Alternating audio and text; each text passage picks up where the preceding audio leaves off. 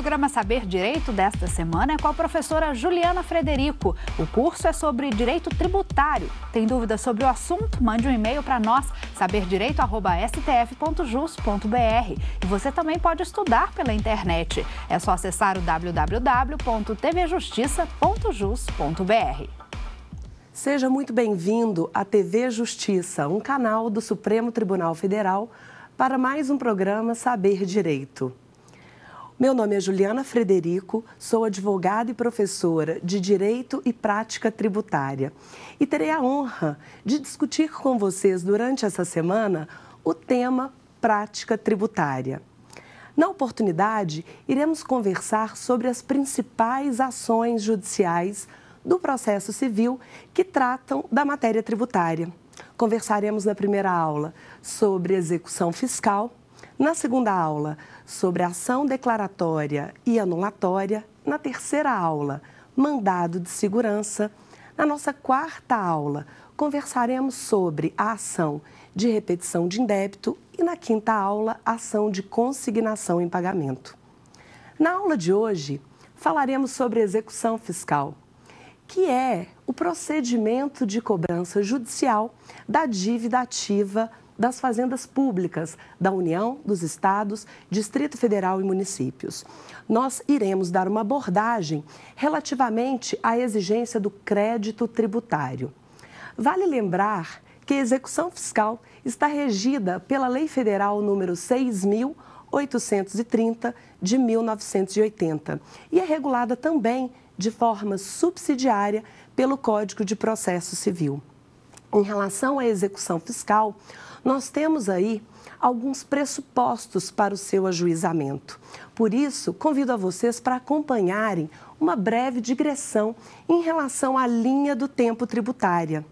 Desde a lei, na legalidade estrita, instituindo os tributos e as multas tributárias, ocorrendo-se o fato gerador dando ensejo ao que se denomina obrigação tributária principal e ao lançamento do crédito tributário.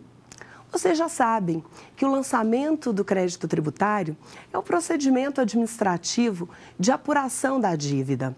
No lançamento, a dívida tributária toma o contorno, fazendo verificar aí a sua natureza, o valor, o sujeito passivo, a forma de cobrança dos juros e da multa. Uma vez efetuado o lançamento, via de regra, o contribuinte terá o direito, após notificado, de apresentar uma defesa administrativa.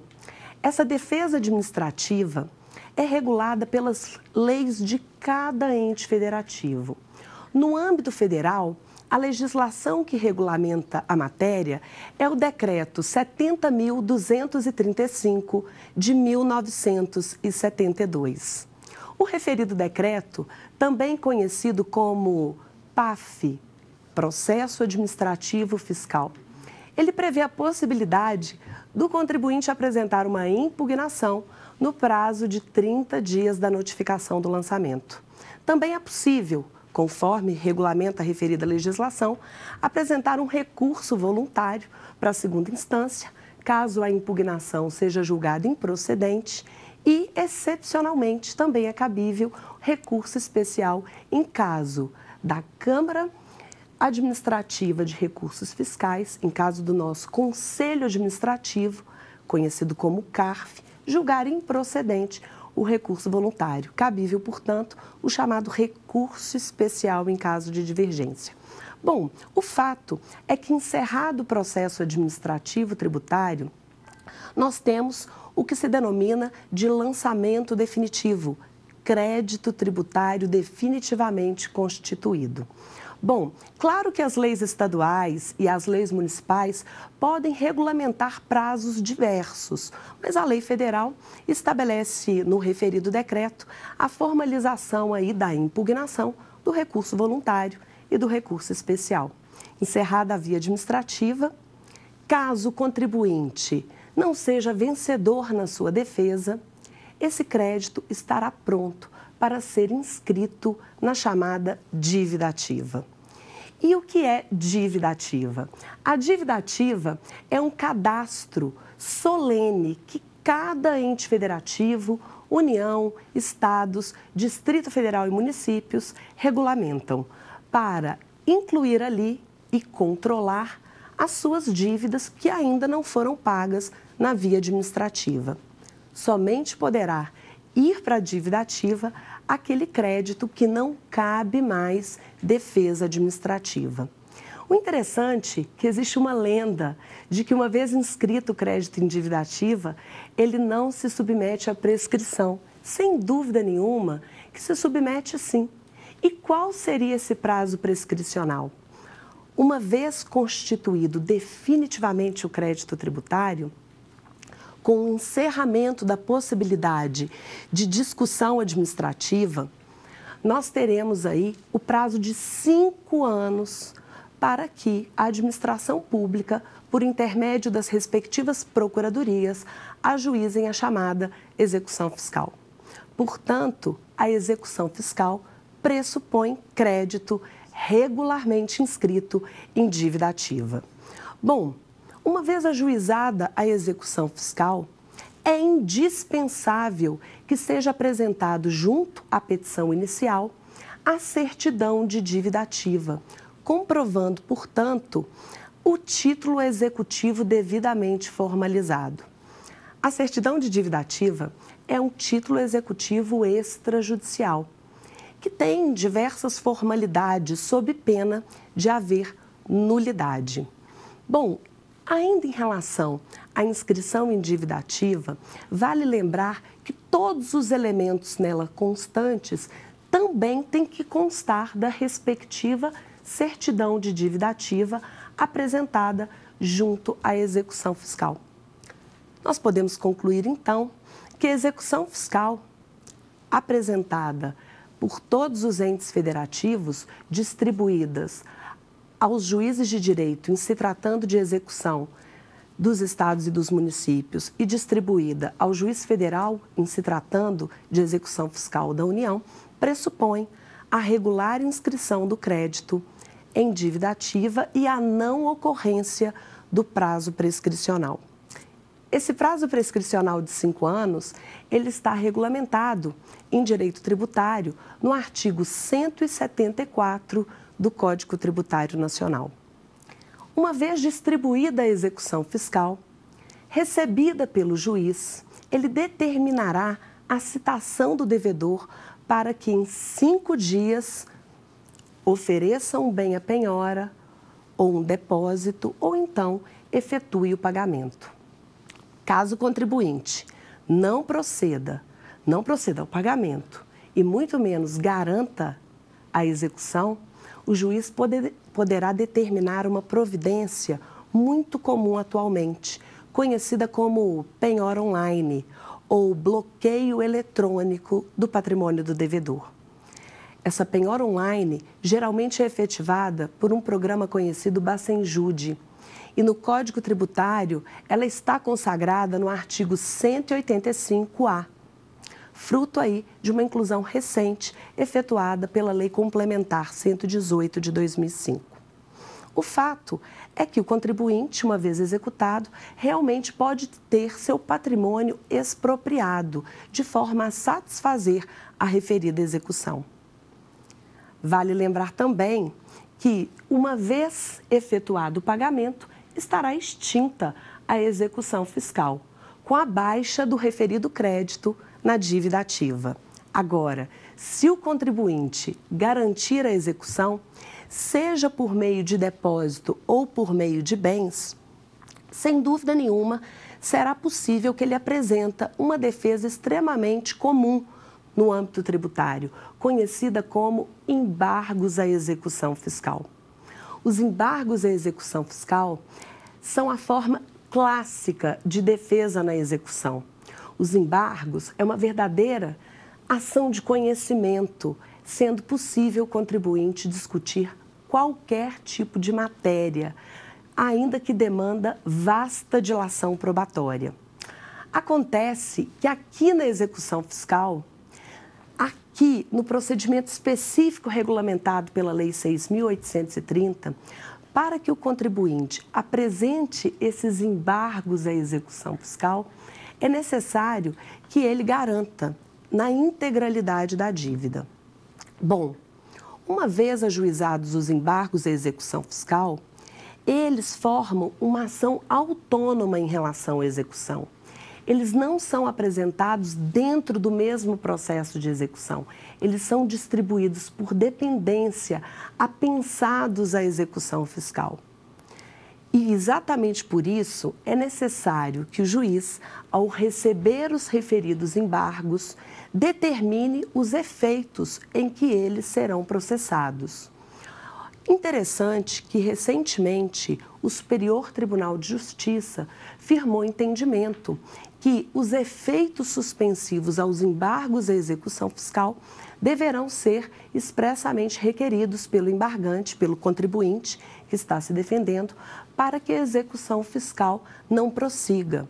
Bom, atribuídos efeitos suspensivos aos embargos à execução fiscal, nós teremos aí a tramitação de dois processos distintos. Teremos a execução fiscal, que a princípio fica suspensa em razão da oposição dos embargos, e teremos a tramitação dos embargos à execução fiscal, com a possibilidade aí de produção de provas das mais diversas modalidades. Uma vez embargada a execução, o juiz irá intimar a Fazenda para impugnar os embargos no prazo de 30 dias. Esse prazo não é contado em quádruplo, não se aplica aqui o artigo 188 do Código de Processo Civil, considerando que é um prazo específico para a Fazenda. Então, a Fazenda tem 30 dias para impugnar esses embargos. Bom, e se a Fazenda não impugná-los, ocorrendo a sua revelia? Se a Fazenda não apresentar a respectiva defesa, a ela não se atribui os efeitos da revelia. Os fatos alegados nos embargos não serão presumidamente considerados verdadeiros.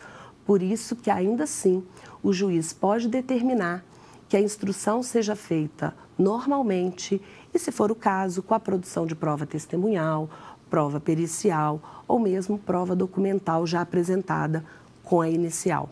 É muito raro, no bojo de uma execução fiscal, no âmbito do crédito tributário, vocês conseguirem visualizar a possibilidade de uma prova testemunhal. Via de regra, se limita aí a uma perícia, análise de documentos apresentados pelas partes. Bom, uma vez apresentada qualquer tipo de defesa relativamente aí à impugnação aos embargos e encerrada a fase de instrução, o juiz irá sentenciar os embargos. Se julgados procedentes os embargos à execução fiscal, a execução fiscal estará extinta. Estará extinta e caberá um recurso bem específico. Que recurso é esse? O recurso propriamente aqui aplicável é a apelação. Poderá aí, nesse caso, a Fazenda Pública, que perdeu a sua defesa nos embargos à execução, poderá apelar. E nessa apelação, recebida com efeito devolutivo, também podendo ser recebida com efeito suspensivo, será apreciada pela segunda instância respectiva. Um problema que nós temos em sede de embargos à execução fiscal é quando eles são julgados improcedentes. A sentença que julga improcedentes os embargos à execução fiscal, ela também é apelável, apelação essa a ser apresentada pelo contribuinte, pelo embargante e, contudo, via de regra, o juiz vai determinar, vai recebê-la apenas com efeito devolutivo. A apelação contra a sentença que julga improcedentes os embargos à execução fiscal, recebida apenas no efeito devolutivo, permite que a administração pública, permite que o exequente, o fisco, prossiga na execução, mesmo que pendente de julgamento à apelação em segunda instância. O interessante é que a execução aqui ela pode prosseguir de forma satisfativa, poderá prosseguir até a satisfação integral da dívida. E uma pergunta que você pode, de repente, pensar é: mas e se a execução for satisfativa e, ulteriormente, os embargos forem julgados procedentes? Nós teremos aí uma questão muito interessante. Uma vez julgados procedentes os embargos em segunda instância ou nos tribunais superiores, e caso a execução fiscal tenha sido satisfativa, caberá ao embargante, então executado, apresentar uma execução contra a Fazenda Pública. É a alternativa que ele teria para tentar reaver o patrimônio que foi aí expropriado na execução fiscal, tentar reaver aqueles valores que foram aí já recolhidos. Portanto, essa execução fiscal contra a Fazenda Pública, referente à execução de uma decisão proferida em embargos à execução fiscal, está regulamentada pelo artigo 730 do Código de Processo Civil. Vamos a uma pergunta de um dos nossos alunos que acompanham aqui o programa. Eu gostaria de saber se a execução fiscal poderá ser proposta no juizado especial. Não, a execução fiscal não poderá ser proposta nos juizados especiais, nem no Juizado Especial Federal e nem no Juizado Especial da Fazenda Pública Estadual. Isso porque há vedação expressa nas leis respectivas. Vale a pena conferir o artigo 3º, inciso 1º da Lei 10.259, de 2001, e também o artigo 2º, inciso 1º da Lei 12.153, de 2009. Portanto, realmente, as execuções fiscais, elas são distribuídas ao juiz de direito de uma das varas de execução fiscal, ou vara única, quando a comarca não tiver divisão, ou é direcionada ao juiz federal de uma das seções ou subseções judiciárias do Brasil. Bom, dando continuidade à defesa do contribuinte na execução fiscal, nós podemos afirmar, portanto, que caso o contribuinte tenha bens penhorados, tenha o seu depósito efetuado na execução convertido em renda em favor da administração pública, se a execução fiscal for satisfativa e ele tiver seus bens expropriados e ulteriormente for vencedor em sede de embargos à execução fiscal, restará, como dito anteriormente, o procedimento de execução contra a Fazenda Pública nos moldes do artigo 730 do Código de Processo Civil. E esse é um ponto interessante, que realmente há uma crítica árdua da doutrina em relação à não atribuição de efeito suspensivo automático nos embargos à execução fiscal, como também na respectiva apelação que os julga improcedentes. Por quê? Porque geralmente, quando a Fazenda Pública tem a satisfação do seu respectivo crédito, o contribuinte, uma vez vitorioso, só conseguirá receber o valor expropriado por meio do procedimento conhecido como precatório. Precatório regulamentado no artigo 100 da Constituição Federal. E exatamente por isso, pela tortuosa via do precatório, é que se questiona se deveria realmente, com base no princípio da supremacia do interesse público, autorizar que a administração pública prossiga a execução fiscal, ainda que pendente de apreciação os respectivos embargos. Bom, a grande pergunta também que muitos alunos efetuam em relação ao processo de execução fiscal é se só caberia a defesa por intermédio dos embargos. Não, é possível também uma estreita via, uma via realmente bem específica, conhecida como exceção de pré-executividade. A exceção de pré-executividade é uma petição simples apresentada dentro do bojo da execução fiscal, quando a matéria de defesa não demandar dilação probatória, quando for uma matéria que realmente pode ser conhecida, inclusive de ofício pelo juízo, ou quando for flagrantemente indevida aquela dívida, por uma simples juntada de documento comprobatório. A propósito da exceção de pré-executividade, o Superior Tribunal de Justiça editou a súmula 393, admitindo essa via de defesa. Acontece que a exceção de pré-executividade não tem previsão normativa.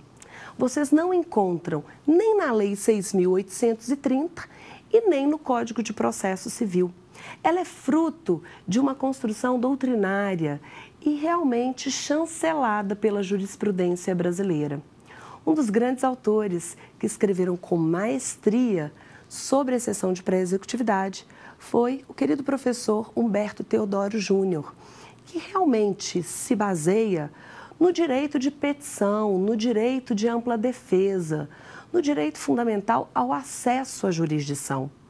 Se o contribuinte só tivesse a estreita via aí da possibilidade de ter que garantir uma execução para se defender, se o contribuinte só pudesse se defender de uma execução fiscal via embargos, poderia acontecer dele ter seus bens expropriados em razão de uma dívida flagrantemente indevida. E é exatamente por isso que a jurisprudência consolidou essa possibilidade da mera petição incidental no bojo da execução fiscal, relatando aí o argumento que afasta a exigibilidade daquele crédito tributário, que afasta aí a sua liquidez, a sua certeza. Bom, um exemplo de exceção de pré-executividade muito comum no âmbito da prática tributária se refere aos casos em que a dívida já se encontra prescrita.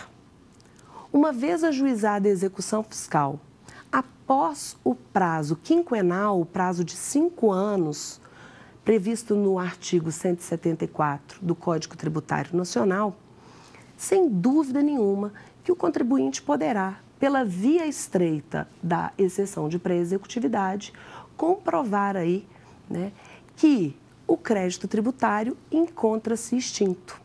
A prescrição no direito tributário, matéria reservada à lei complementar, ela poderia ser, inclusive, conhecida de ofício pelo juiz, fato que também permite que o contribuinte utilize dessa via excepcional.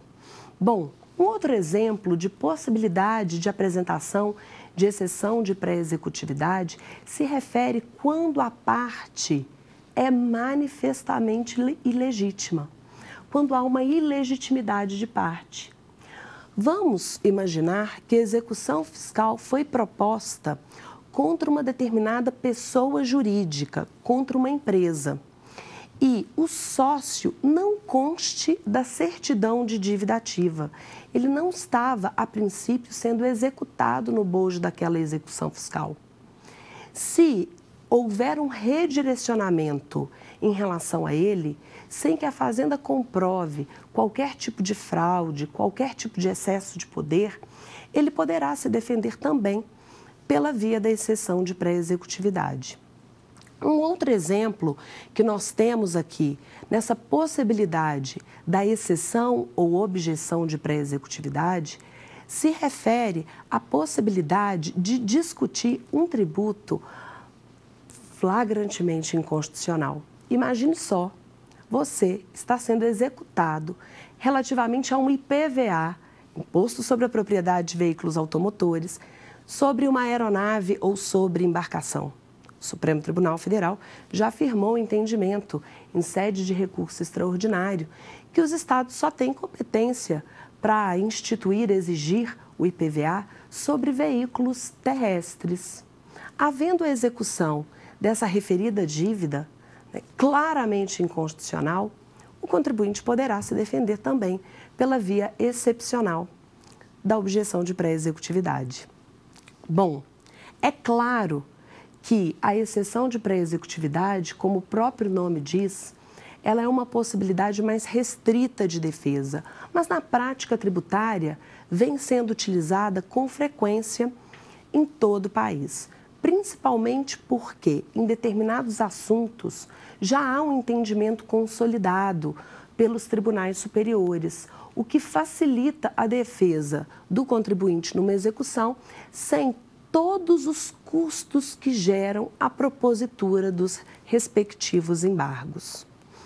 Bom, ainda sobre exceção de pré-executividade, temos um ponto recursal aqui muito interessante. Caso a exceção de pré-executividade seja julgada, seja apreciada pelo respectivo juízo e decidida pela sua improcedência, a execução fiscal irá se perpetuar, irá prosseguir. E exatamente por isso que o recurso cabível não é apelação. O recurso cabível é o agravo e, nesse caso, agravo de instrumento. Exceção de pré-executividade julgada improcedente, a execução fiscal prossegue, motivo pelo qual a referida decisão será agravável, agravo de instrumento a ser apresentado no respectivo prazo de 10 dias da intimação da decisão. Agora, se o juiz julga a exceção de pré-executividade procedente, ele determinará a extinção da execução fiscal, motivo pelo qual, extinta a execução fiscal, a Fazenda Pública poderá apelar. O recurso cabível contra a decisão que julga procedente a exceção de pré-executividade, cabe apelação no prazo de 15 dias. Quando a exceção de pré-executividade for conhecida apenas em parte, para extinguir parcialmente aquele crédito executado, a execução fiscal irá prosseguir também em parte, motivo pelo qual o recurso cabível é agravo de instrumento. Interessante essa discussão no âmbito recursal do julgamento da exceção de pré-executividade, porque, em verdade, nós só teremos uma verdadeira sentença extintiva do feito caso ela seja julgada procedente, totalmente procedente. Então, a apelação cabível seria proposta pela Fazenda. O recurso do contribuinte no bojo de uma exceção de pré-executividade, sem dúvida nenhuma, que será, nas duas hipóteses citadas, o agravo de instrumento. Interessante sobre a exceção de pré-executividade que o Superior Tribunal de Justiça firmou o entendimento que, uma vez provida, cabe à Fazenda Pública ser condenada nos respectivos honorários advocatícios.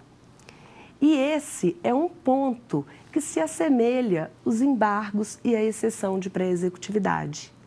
Ambos, caso sejam conhecidos e julgados procedentes, os ônus da sucumbência serão firmados e os respectivos honorários serão fixados conforme o artigo 20, parágrafo 4º do Código de Processo Civil, sendo certo que o juiz, num julgamento por equidade, poderá fixar aí esses honorários de acordo com a complexidade da causa, o local em que a causa foi julgada e outros aspectos relativamente à decorrência daquele processo. Então, embargos à execução fiscal, como exceção de pré-executividade, julgadas procedentes, caberá sim condenação nos honorários advocatícios. Bom, vamos agora a mais uma pergunta dos nossos alunos que nos acompanham aqui no programa Saber Direito. Eu gostaria de saber se é possível embargar a execução fiscal sem garantia. Em verdade, no Código de Processo Civil, no caput do artigo 736, está autorizada a apresentação de embargos à execução fiscal, embargos à execução sem garantia. Acontece que esse dispositivo não se aplica aos embargos à execução fiscal. Isso porque, em relação aos embargos à execução fiscal, nós temos de forma expressa o artigo 16 da Lei 6.830, que só autoriza essa defesa caso haja garantia integral da dívida. Portanto, infelizmente, a resposta é que, em relação aos embargos à execução fiscal, só é possível a sua propositura, a sua admissibilidade está subordinada à garantia integral da dívida. Dando continuidade ao nosso tema, vale lembrar que, de acordo com o artigo 38 da Lei 6.830, o contribuinte também tem outras possibilidades de defesa judicial em face a uma execução fiscal. Isso porque, referida legislação, prevê de forma expressa a propositura de eventual ação anulatória de débito fiscal, que será tema da nossa próxima aula, bem como a propositura de mandado de segurança. Bom, confesso a vocês que a ação anulatória de débito fiscal, em relação à discussão de um crédito tributário já passível de execução fiscal, ela é mais rara em relação aos embargos. Por quê? Porque ela não tem efeito suspensivo. E sobre isso a gente vai conversar na nossa próxima aula. Ainda sobre a defesa na execução fiscal, a possibilidade de mandado de segurança é ainda mais remota, considerando que esse remédio constitucional se submete ao prazo decadencial de 120 dias. Então, geralmente, quando o contribuinte é citado numa execução fiscal, ele já tinha o conhecimento daquela dívida, daquele crédito tributário devido há mais de 120 dias. E aí, realmente, estaria impossibilitado dessa impetração por força do prazo decadencial de 120 dias. Bom, em verdade, a execução fiscal, ela é tradicionalmente defendida pelos embargos à execução fiscal, excepcionalmente cabível a chamada objeção de pré-executividade. Também viável a apresentação da ação anulatória ou mesmo do mandado de segurança. Uma questão interessante é a repetição de indébito. Ela seria viável ainda que em curso a execução fiscal, já que ela também está prevista no artigo 38 da Lei 6.830? Em verdade, a repetição de indébito, como vocês também irão acompanhar nas nossas próximas aulas, ela se refere a um pagamento indevido. Se o contribuinte está sofrendo uma execução fiscal e o pagamento ainda não foi efetuado, não se fala em repetição de indébito. Agora, se no bojo de uma execução fiscal ele foi expropriado do seu patrimônio de forma satisfativa, sem dúvida nenhuma, que se aquele crédito era indevido, ele poderá sim discuti-lo, uma vez já quitado, discuti-lo pela ação de repetição de indébito, prevista aí no artigo 165 do Código Tributário Nacional. Um dos pontos importantes em relação a essas defesas do contribuinte na execução fiscal é: caberia tutela antecipada? Seria possível, nessas modalidades de defesa, o contribuinte solicitar a tutela prevista no artigo 273 do Código de Processo Civil?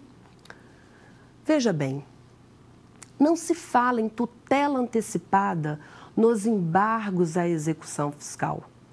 Por quê? Porque, em verdade, como os embargos à execução fiscal pressupõem garantia, pressupõem penhora, o contribuinte já terá direito à chamada certidão positiva com efeitos de negativa de débito fiscal, nos termos do artigo 206 do Código Tributário Nacional.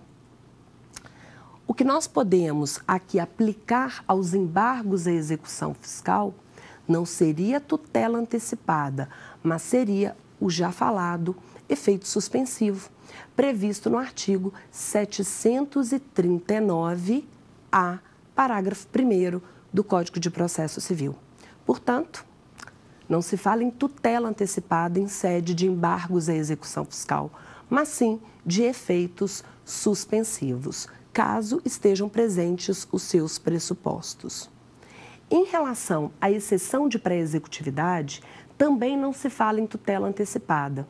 E o mais interessante, a apresentação dessa petição incidental de exceção de pré-executividade não impede que a execução fiscal prossiga. Não impede. É possível que o contribuinte apresente essa petição e ainda assim o juiz determine que se prossiga com a penhora, que se prossiga aí com a satisfação integral da dívida. Infelizmente, o que nós temos na exceção de pré-executividade é uma possibilidade de defesa que, em muitas vezes, não é conhecida pela autoridade judiciária ao argumento de que caberia dilação probatória naquele caso. Muito comum os juízes receberem a petição de exceção de pré-executividade, rejeitá-la ao argumento de que a prova não estaria pré-constituída e darem prosseguimento ao feito executivo. Não há que se falar na exceção de pré-executividade em tutela antecipada e muito menos em efeito suspensivo. Em relação à ação anulatória, nós conversaremos na próxima aula sobre a possibilidade da tutela antecipada, caso estejam presentes aí os seus respectivos pressupostos, verossimilhança das alegações e o risco de dano irreparável ou de difícil reparação. Em relação à ação de repetição de indébito, como o pagamento já foi efetuado, não se fala em tutela antecipada, considerando que a satisfação daquele crédito executado só será feita por meio do regime de precatórios. Portanto, o contribuinte, quando efetua o pagamento indevido e pleiteia a respectiva repetição de indébito, ele vai ter que aguardar o respectivo trânsito em julgado para requerer o pagamento pela via do precatório. Não há possibilidade de tutela antecipada. Em relação ao mandado de segurança, a liminar é cabível nos termos do artigo 7º, inciso 3º, da Lei Federal 12.016 de 2009. Acontece que a liminar no mandado de segurança, com a fungibilidade em relação à tutela antecipada, tem aí os seus mesmos pressupostos, que aqui são conhecidos como fumus boniuris, fumaça do bom direito, e o periculum in mora, o risco pela demora no julgamento. Com essas conclusões, nós podemos afirmar que a tutela antecipada no bojo das defesas do contribuinte em relação a uma execução fiscal só seria possível dentro de uma ação anulatória ou por meio do mandado de segurança aí na forma de liminar. Nos embargos à execução, somente os efeitos suspensivos, na exceção de pré-executividade e na repetição de indébito, não se fala aí em decisões acautelatórias. Bom, em relação à execução fiscal, eu queria que vocês todos aqui que estão nos acompanhando nessa parte importante da matéria de uma tramitação linear desde o lançamento do crédito tributário, a inscrição endividativa, a apresentação da execução fiscal, visualizarem aí um procedimento extremamente específico que, sem dúvida nenhuma, coloca a Fazenda Pública na posição de supremacia, porque, via de regra, o contribuinte só consegue paralisar o andamento da execução com essa garantia, ou então na via da possibilidade de uma tutela antecipada ou de uma respectiva liminar. Ainda sobre a execução, nós sabemos que a Lei 6.830 de 1980, ela estabelece que quando a execução não foi garantida, quando o devedor não tem bens que possam aí satisfazer essa dívida, será determinada a suspensão do processo por 1 ano, nos termos do artigo 40 da Lei 6.830 de 1980, determinada a suspensão por 1 ano, reabre-se o prazo para a fazenda manifestar, caso se não se localize bens suficientes a garantir a execução, o processo fica arquivado provisoriamente por um prazo de 5 anos. E uma vez arquivado pelo prazo de 5 anos, teremos aí o que se denomina de prescrição intercorrente, conforme o referido artigo 40, parágrafo 4º. Olha só, a prescrição, numa linha do tempo tributária, ela abrange não só o início do feito executivo. Nós temos aqui, em relação ao crédito tributário, o prazo quinquenal previsto no artigo 174 do CTN, que inicia-se com o encerramento do processo administrativo, somente se interrompe com o despacho do juiz que ordena a citação na execução fiscal, retroagindo a data da propositura, nos termos do artigo 219 do Código de Processo Civil. Essa prescrição inicial, essa prescrição quinquenal, ela não se confunde com a ulterior prescrição, com o ulterior prazo prescricional, conhecido como prazo de prescrição intercorrente. E sobre essa prescrição, que é causa de extinção do crédito, como já falado, eu gostaria aí que todos vocês conseguissem acompanhar toda a lógica implementada pelo Superior Tribunal de Justiça na apreciação desse tema. Primeiramente, vale lembrar que a prescrição só começa a fluir quando não cabe mais possibilidade de discussão do crédito no âmbito administrativo. Equivocado dizer que a prescrição começa a contar da inscrição endividativa. Extremamente equivocado. A prescrição ela começa a contar desde o encerramento do processo administrativo. Terminou o processo administrativo ou, caso o contribuinte no prazo cabível não tenha apresentado uma defesa, inicia-se a prescrição, o crédito é inscrito em dívida ativa, a inscrição em dívida ativa não altera o fluxo do prazo prescricional. A inscrição em dívida ativa, aqui, relativamente ao crédito tributário, em nada interfere no fluxo do prazo prescricional, sendo que somente com o despacho do juiz que ordenar a citação, teremos a interrupção desse prazo respectivo, com a retroação dessa interrupção à data da distribuição da execução fiscal. Portanto, entre o encerramento do processo administrativo e a distribuição da execução fiscal, não pode ter fluído mais de 5 anos, sob pena da dívida se encontrar prescrita. Além disso, distribuída a execução fiscal, não localizados bens do devedor, não localizado patrimônio do devedor suficiente a garantir a execução, o juiz determinará a suspensão do processo por 1 ano. Posteriormente, caso arquivado por outros 5 anos, ocorrerá outra prescrição, prescrição no fluxo do processo executivo, conhecida agora sim como prescrição intercorrente, nos moldes do artigo 40, parágrafo 4º da Lei 6.830. Temos, portanto, 2 aplicações de prazo prescricional em momentos completamente distintos nessa linha do tempo da cobrança judicial do crédito tributário. Um ponto interessante da Lei de Execução Fiscal está no seu artigo 2º, que trata especificamente da dívida ativa, que estabelece expressamente no parágrafo 5º que a inscrição do crédito em dívida ativa teria o condão de suspender a prescrição pelo prazo de 180 dias. Contudo, essa referida suspensão da prescrição não se aplica ao crédito tributário.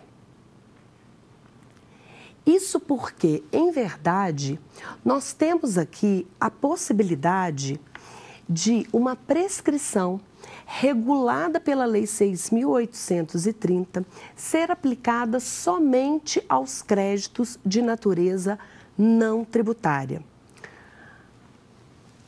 Nós temos, na jurisprudência do Superior Tribunal de Justiça, o entendimento já consolidado que esse artigo 2º, parágrafo 5º, não se aplica às execuções fiscais relativamente ao crédito tributário. E qual foi o fundamento do STJ para afirmar esse entendimento? O fundamento do STJ é que a Constituição Federal, no artigo 146, inciso 3º, a linha B, reservou a prescrição à lei complementar, matéria reservada à lei complementar.